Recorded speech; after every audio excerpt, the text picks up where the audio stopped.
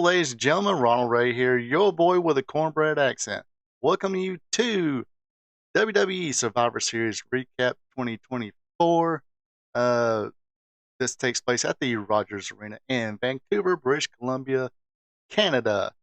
And I do believe this is the third Survivor Series that feature war games. Third or fourth one? Please let me know in the comment which one it is. Totally forgot to put that in notes and totally forgot it myself. Kids, you get that way, you get my age. But we do know, thanks to Michael Cole, who's doing commentary with Corey Graves, this is the 38th edition of Survivor Series, making it the second longest WWE premium live event pay-per-view for the company. Other than that, show-wise, it had its ups and downs, but more on that later. Hey, if you digging what you're watching, click that thumbs up button. Lets me know you like it. It also leave a comment. Let me know what you thought about this year's Survivor Series. Did it hold up to last year's or previous Survivor Series? My opinion.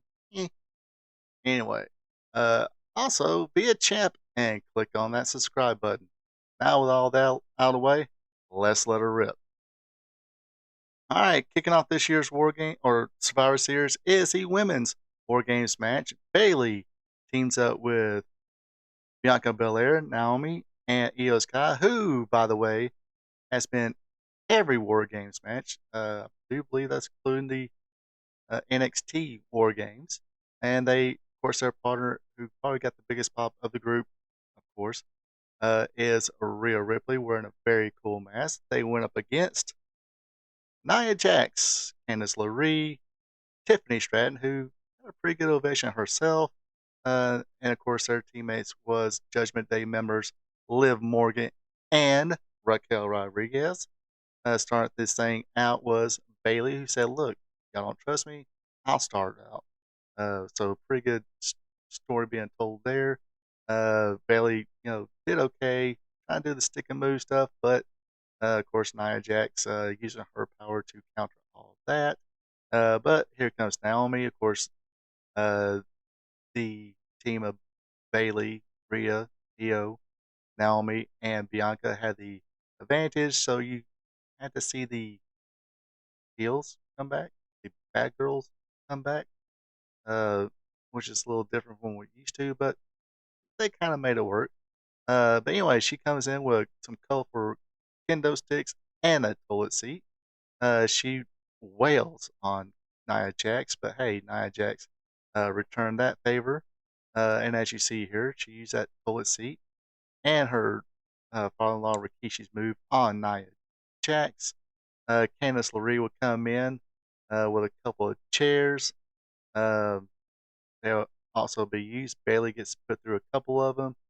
Nia, when she used a chair on Bianca, she was a little light with those, a lot, noticeably light, but I understand, don't want to hurt nobody.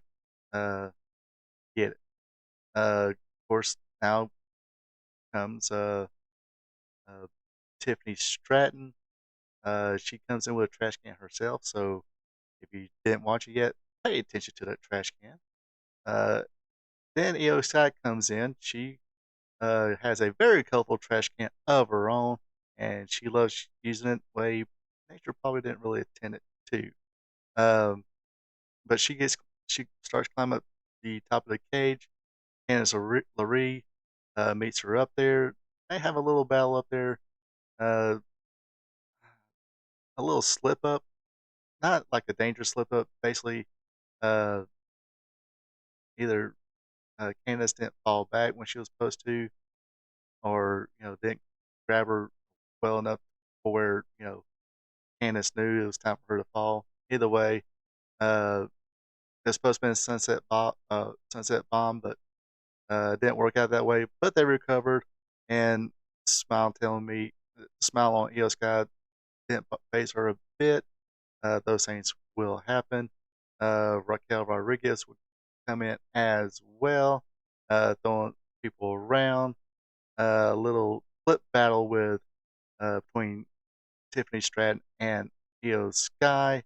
Uh, Rhea Ripley gets in now, and momentarily gets her hands for at least a brief time on Liv Morgan, but Liv's teammates grab a hold of Rhea Ripley while uh, Liv beats her with a bat. My only thing about this is those were solid shots. We're not, they made it look like solid shots. That bat could have been gimmicked as well, but way too many. A good, you know, the old steam move. We just, a good, you know, thrust in the gut. Uh, Works every time. Maybe choke her with it, something like that. That would not look as bad as just beating the heck out of somebody and not leaving a mark. Uh, Hate to digress. Go back, watch some Continental. There's an angle between the Nightmares and Ron Fuller, Jimmy Gold, where they used the bat on, I believe it was Danny Davis, and that's how you do a bat shot. Anyway, I digress. They all get to play with their toys. Io Sky hits a moonsault while wearing a trash can. Like I said, not the way nature intended it. She did that as Tiffany hit the swanton from the top of the cage. And of course, when she got that brief or got that trash can that she brought in, what was in the trash can? None other after she pulled all the stuff out, but that money bank briefcase. Looked like she was about to cash in. Little tease there. Got a pretty good pop from the crowd.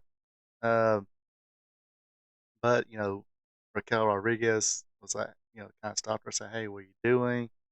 And she kind of just cowered back. Scott uh, blamed everybody with well, not blamed everybody, but used that fire extinguisher on everybody, sprayed that uh, foam or smoke or whatever out of it. It looked like to me, Sky got met was a little eager to do that. She almost mistimed that a little bit, but I think I want to say it was Raquel that kind of stopped her. Said, "No, it's not time yet." So she probably kind of come back in the other ring and lay there for a few minutes. Didn't look good on camera. The commentator trying to cover for a little bit, but still a bad look. Regardless, Io Sky is still, as far as performer in the ring, probably one of the best right now. Uh, Rhea would actually break up a pin tip by Liv, and of course, this allowed Rhea to work on Liv Morgan, get her on top of the cage, had the table set up, Riptide on the cage. 1, 2, 3. Your winners of the first War Games, or the women's War Games, is Rhea Ripley, Bianca Belair, Naomi, Io Scott, and Bailey.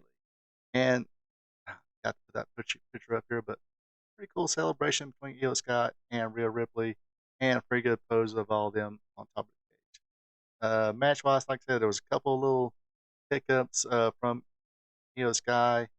Uh, Before you use a chair, make sure you know how to use it properly, make it look good without hurting somebody before you put some tender shots on people. That kind of, I think I've seen a couple people post, there was, what the hell was that? Um, Nia, Nia Jax, she's been doing this long enough to where she should know better by now. Or at least, she didn't know how, use a chair. She should have came a little early and had somebody show her how to do it, form chair shots. Otherwise, good finish. Um, was as good as last year. Personally, to me, I don't think so. But anyway, let's go to the second match, which was for the United States Heavyweight Championship. Uh, Talk about that later. Anyway, Shinsuke Nakamura coming in to challenge the champion. That sounds very good. That sounds like some Michael Cole language there. Champion, of course, being LA Knight. They did a good job selling that he wasn't quite as confident, quite as focused as he usually is. sort of like they did with uh, Gunther all week. But a lot of back and forth in this match. Nakamura drops the champ on his helmet, still connecting the plate between the two rings. Nakamura will hit the Kinshasa out of the blue, picks up the win, and is now for the third time your United States Heavyweight Champion. All right, next up we have our second of three title matches. This one is for the Intercontinental title and it is a uh, three-way match. It challengers, of course, is Sheamus, Ludwig Kaiser going against the champion, Braun Breaker, and in my opinion, probably the best match of the night. Again, just my opinion. If you have a different opinion, hey, leave it in the comments. Let me know. Uh, Kaiser slips out, begin things with let Breaker and Sheamus go at it. They're two big heavy hitters, but Ludwig Kaiser will get in. No one really had the absolute advantage till a little later when Braun hit the flying tackle on the outside. Um, but then the match would go back out of the ring. Sheamus would hit the uh, what do they call it? Beats to the barrow on both. Or yeah, beats to the Bowery on both Ludwig Kaiser and Braun Breaker. Match gets brought back into the ring, and some good back and forth between Sheamus and Braun Breaker. Sheamus hit the Celtic Cross for two. Breaker comes back with the Breckensteiner. Sheamus was sidestepped the spear, causing Braun to run to the wedge chair. Uh, Sheamus with the bro kick for two, but Lowe would pull the referee out. Uh, Kaiser starts beating Sheamus with that shillelagh. Goes for his DDT. Uh, then gets speared out of his boots by Braun Breaker. Braun would have one more spear in a minutes match, and he would use that on Sheamus with a 1-2-3, allowing him to retain that Intercontinental Championship. Like I said, my opinion, probably the best match.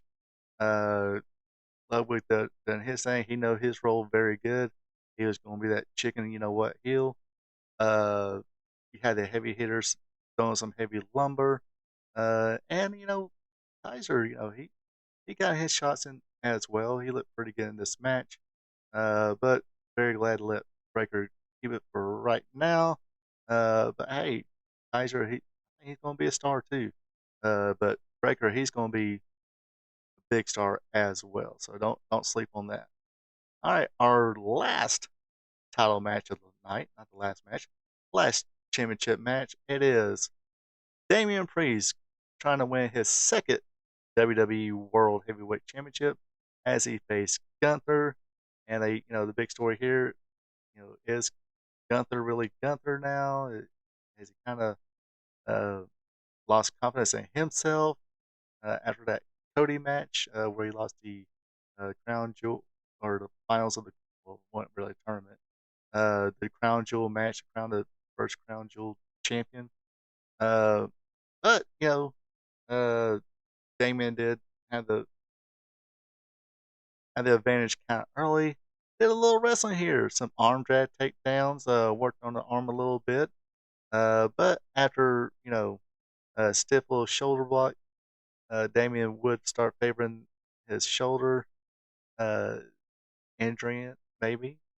And of course, this is where we're seeing that old Gunther now, like a shark sees blood. He started working on that arm.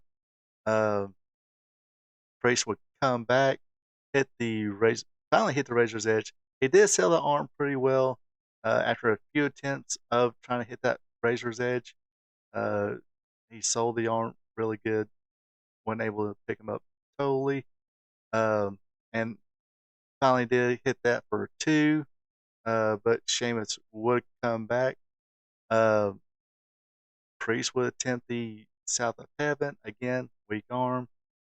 Gunther would lock in the sleeper hold, but uh, Priest was able to go to the ropes. Um, Damien with another comeback. Um, and they would, he went to the top rope. Gunther met him. They both fall. Gunther falls in the ring. Damien falls out to the floor as the referee was occupied with Gunther. That's when Finn Balor popped out of nowhere, climbed up on the steps, hit the coup de grace on Damian Priest. Gunther didn't really appreciate too much. He kind of wanted to win it on his own. So he gave Finn Balor a kick in the head. Priest Gunther would throw Priest back in the ring, traps the arm, hooks that sleeper hold, and that's when Damian Priest goes nighty night. Wasn't able to recover. Still wish they do that one arm thing.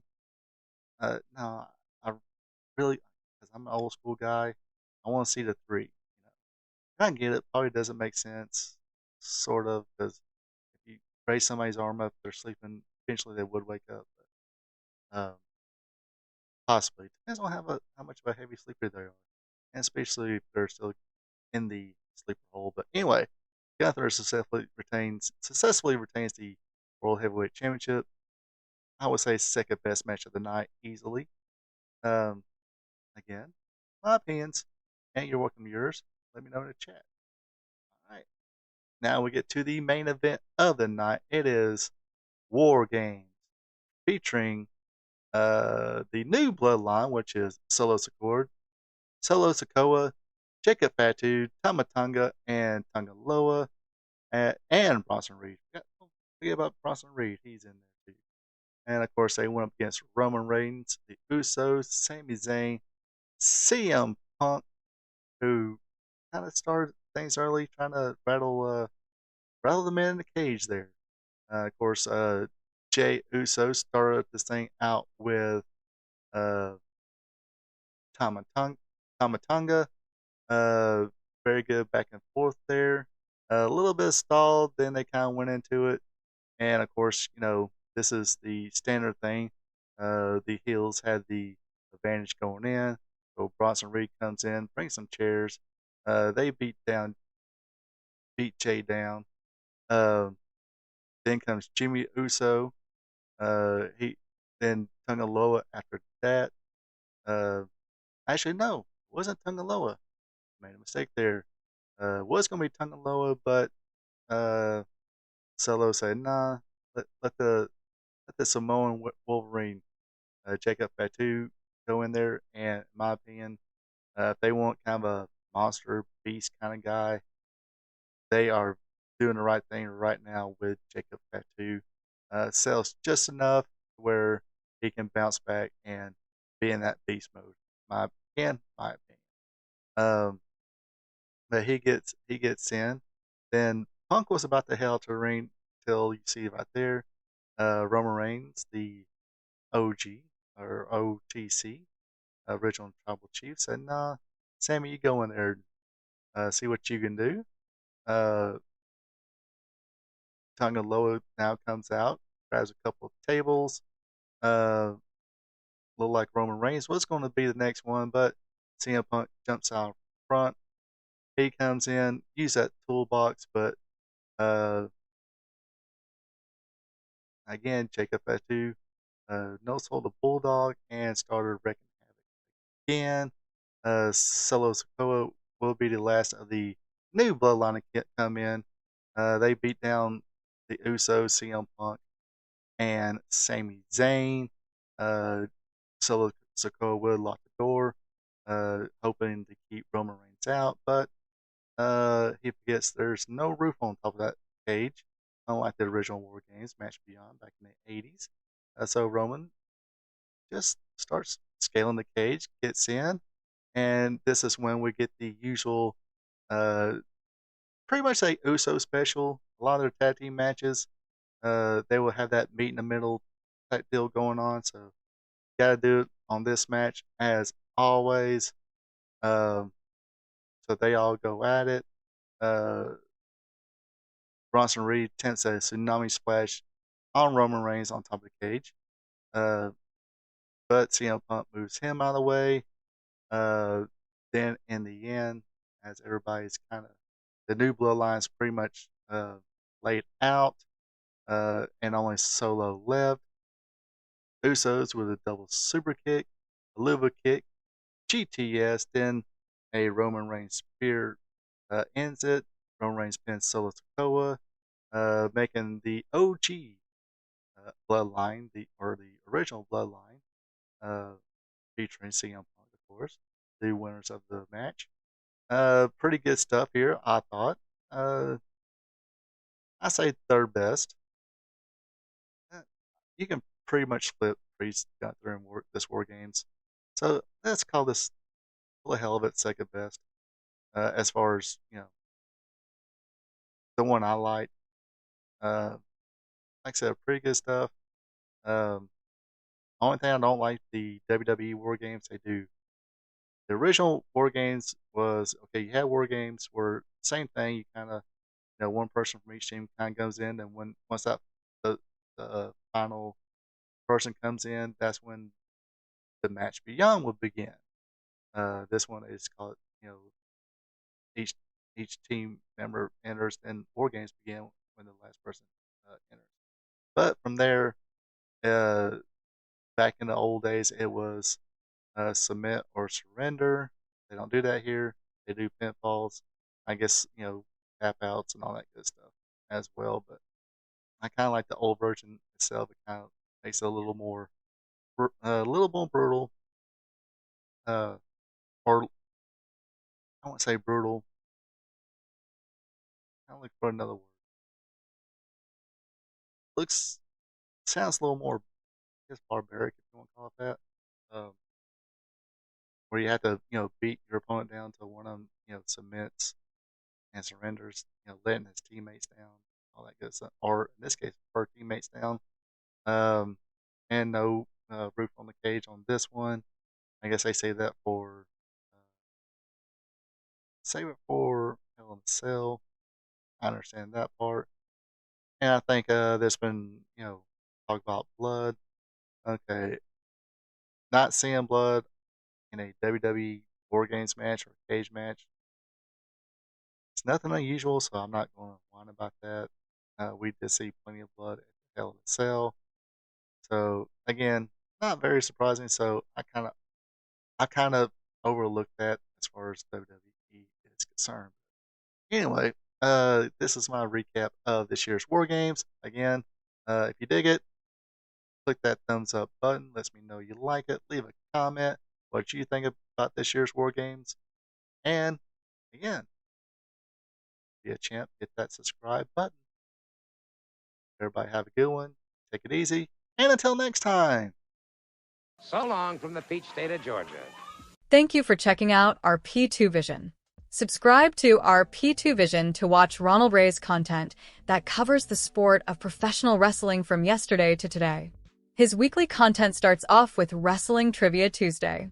Every Tuesday, Ronald Ray asks 5 questions about the sport of professional wrestling. So tune in and have some fun. Then it's WWE Monday Night Raw recaps, where he recaps all the action from the Raw brand. Ronald Ray also does an AEW Dynamite recap show where he recaps and has fun doing it. Do you like live streams? Well, join Ronald Ray live on Spot Show Livestream, where he discusses current wrestling. Join the chat and have fun. Spot Show Livestream is on Thursday nights starting at 8 p.m. If current pro wrestling isn't your thing, like all wrestling past and present, or you're a new fan and want to hear how things were back in the day, then tune in to Wrestling Gold Friday night, where Ronald Ray discusses back in the day when wrestling was wrestling, featuring watch-alongs. That's Wrestling Gold Friday night on Fridays starting at 8 p.m.